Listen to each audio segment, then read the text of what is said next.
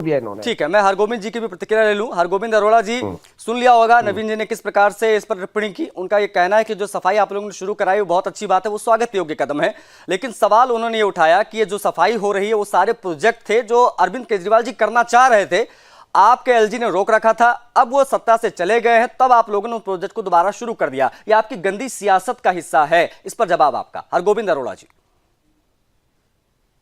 वंदे मातरम। वंदे मातरम जी। देखिए, मैं यहाँ एक बात स्पष्ट करना चाहूँ कि यमुना सफाई को लेके वर्षों से मेरा एक पर्यावरण के कार्यकर्ता के नाते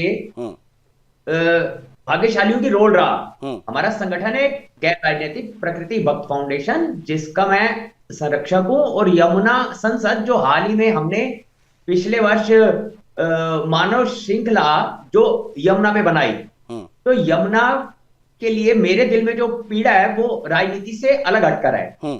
अब आते हैं कि क्यों इनकी योजनाओं को रोक दिया गया।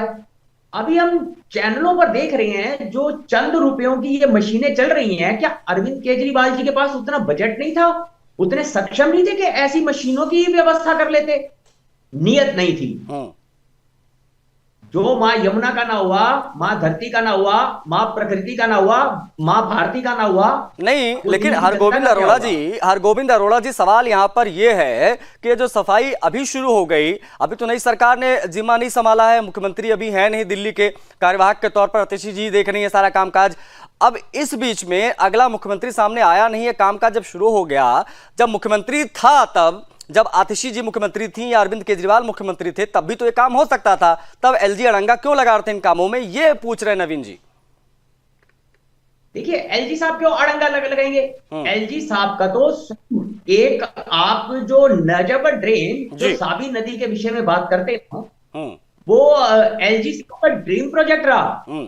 और आप वहां से जाकर देखते हो, उन्होंने अरविंद जी से ही बात की थी, तत्कालीन हरियाणा के मुख्यमंत्री खट्टर जी से ही बात की थी। वो जो 30% गुड़गांव से आने वाला गंदे नाले का पानी उसमें गिरता था, हरियाणा सरकार ने उसको रोका। आप स्वयं अभी चलकर चंद कदम दूर जाकर वहां देख सकते हैं, जो गंदा नाला था वहां पानी साफ हो गया। और क्या इच्छा शक्ति दिल्ली की सरकार की नहीं थी? ठीक है नवीन जी, साथ साथ में एक मेरा सवाल यह भी है कि जो जहर मिलाया गया था यमुना में, जो हरियाणा सरकार ने मिलाया था अकॉर्डिंग टू अरविंद केजरीवाल जी, क्या वो जहर निकाल लिया गया कि अभी निकालेंगे आप लोग?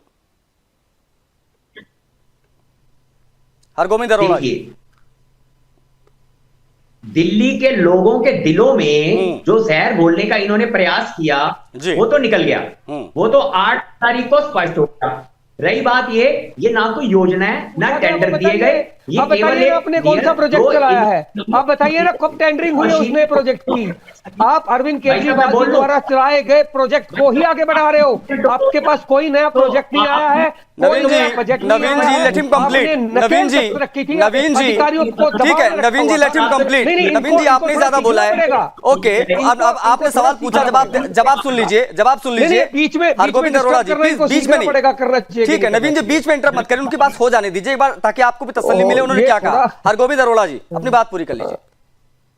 नवीन भाई धैर्य रखें, मैं बड़ी विनम्रता से आपके प्रश्न का उत्तर दे रहा हूं, थोड़ा सा आप मर्यादा बनाए रखें। नवीन भाई देखिए, आपको दर्द तो होगा, क्योंकि अब आपसे प्रश्न पूछे जा रहे हैं, भ्रष्टाचार उजागर होगा, चोरी पकड़ी जा रही है, आपका दर्द स्वाभाविक है, वो छलकेगा, वो भी ऐसे ही बाहर आएगा। जैसे ये मशीन चल के यमुना में से कूड़ा बाहर आ रहा है, अब दिल्ली को कोई भी बाहर से आकर नादिर शाह लूट के चला नहीं जाएगा। दिल्ली की जनता गिरेबान में हाथ डाल के एक एक पाई का हिसाब लेगी। अभी तो इब्तदाई इश्कार होता है क्या, आगे आगे देख होता है क्या, ये तो भी शुरुआत हुई है। जिस प्रकार ये मशीन यमुना में चल के कूड़ा बाहर निकाल रही है, इसी तरह अभी एजेंसियों की मशीन चलेगी और आम आदमी के भ्रष्टाचार का सारा बाहर आएगा। आशीष जी, आपने इनको समय दिया।